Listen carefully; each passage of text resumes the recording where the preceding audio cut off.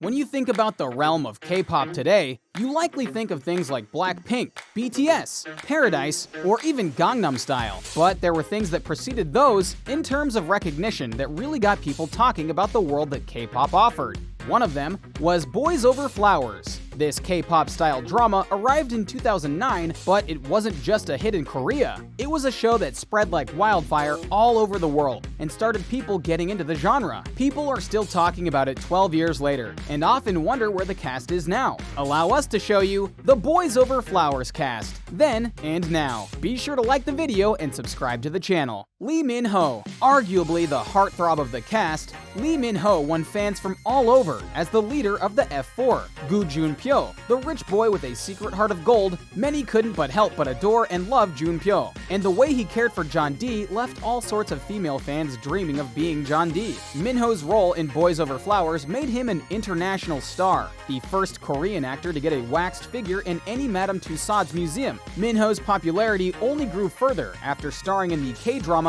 City Hunter. Starring in a variety of films and K-dramas over the years, one of Min-ho's most recent projects is The King, Eternal Monarch, which you can check out on Netflix or SBS TV. What you might not realize, though, was that his time in Boys Over Flowers expanded his reach in terms of where he did roles, including doing a film in China called Bounty Hunters. Obviously, as a heartthrob, his relationship status has gone to be closely examined by his fans. He's had a couple of close relationships, but after 2017, he decided to go and lay low more. Still, he's proven how the show went and made success of some of its stars, and he was hardly the only one to truly reap the rewards of that success. Koo Hye-sun. The heroine of Boys Over Flowers, Yoon Jeondae, was a girl who never took no for an answer, and even when getting in with F4, she never changed who she was for them, which is a strength of character that many wouldn't put in their shows, including in the US, showing that Korea can be very progressive in their storylines. While Hye-sun had some popularity in Korea prior to Boys Over Flowers, she became an international star like the rest of the cast. Since her time at Shinhwa High School, Hye-sun has become a singer, songwriter, and an artist. In the past few years, though, Hye-sun has been focusing on her art, publishing 2 books in 2019 and putting on 2 solo exhibitions in 2019 and 2020. Not only that, though, she's gone on to not just star in movies, but make them as a director, showing that she truly has a lot of talent within her. She would eventually go on to marry one of the co-stars of a future series she did called Blood, and how they got together is rather hilarious. You see, her co-star didn't realize that he had a hot mic when he told her that she was pretty, so thus it got broadcast to the whole set. As a result of that, they did get together, and she even made sure to go and kiss him off screen, so that when they were on camera together, they wouldn't have their first kiss then. Isn't love grand? Kim Hyun-jun. The gentle soul of F4, Yoon Ji-hoo's tragic backstory left many fans sobbing from the very start. Seeing him grow over the course of the series, though, really proved how great of an actor Kim Hyun-jun is. Not long after Boys Over Flowers, Kim Hyun-jun released 2 successful solo albums and starred in the drama Playful Kiss. Though Playful Kiss wasn't successful in Korea, it was huge overseas. Unfortunately, much of his success is overshadowed by his assault charges against his ex-girlfriend, which he was eventually cleared of in 2016. And thankfully, after being cleared, his roles started to continue, including getting lead roles in certain programs, which is good, because the last thing an innocent man deserves is to have his career hurt and his ability to perform stopped because of false accusations against him. And no doubt, many fans are eager to see what he goes and does next. Kim Bum. A heartbroken boy turned womanizer, an interesting combo, wouldn't you say? So Yi-jung found love again, and changed his ways for Jeondae's best friend, Cha Ga-eul. Plus, Yi-jung had mad art skills, and who doesn't love an artsy boy? Well, many people, we guess, but we'll go and move on. After Boys Over Flowers, Kim Bum spent some time working on C-drama and Chinese films, some of which were the highest-grossing films of the year, such as one in 2013, before making his grand return to K-dramas in 2016 and Korean cinema in 2018.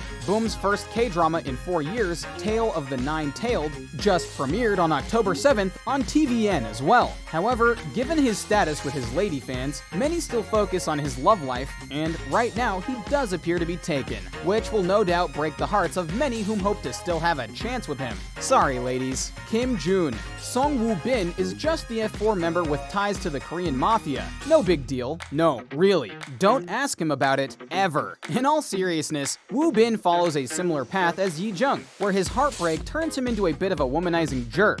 But he finds peace again as he gets to know John D. Kim Jun spent some time on a few different variety shows, but by 2015, Jun all but left the entertainment industry. It was revealed in 2019 Jun married a non-celebrity and was a father. Jun did have a role in the 2019 Korean film Friday the 13th, The Conspiracy Begins. That being said, while he may not be doing major productions in TV and film, he is still doing roles as part of stage productions, showing that you can find your love of things outside of the more traditional ways that people expect you to go and have success. What fans may have forgotten though was that Kim Jun was a singer and rapper before the show, and it was his crew in T-Max that actually sang the opening theme song for Boys Over Flowers, so he'll always be connected to the show beyond just his character. Kim Hyun Ju. As Gu Jun Hee, she played the level-headed sister that you could respect. But what you might be surprised by is that after the series, she went to Canada to go and film a documentary series called Eco Canada. She's been a big activist and ambassador to certain goodwill brands that went to countries like China and Bangladesh. But fear not.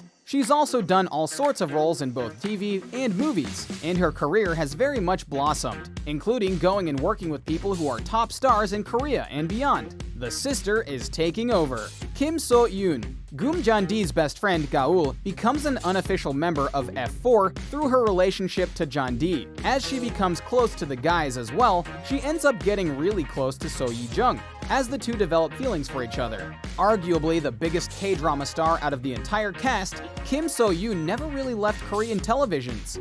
Most recently, So-yoon starred in K-drama Love is Annoying, But I Hate Being Lonely, and the Korean film Are We in Love? She's been a star in reality series, has been a model, and so on. Her fame absolutely took off, and this show obviously had a big part in making that happen, so you can bet she's grateful. Kim Ki-bang. You may know him as the porridge shop manager, but in the K-drama world, he was already an established actor who had supporting roles in many series over the years.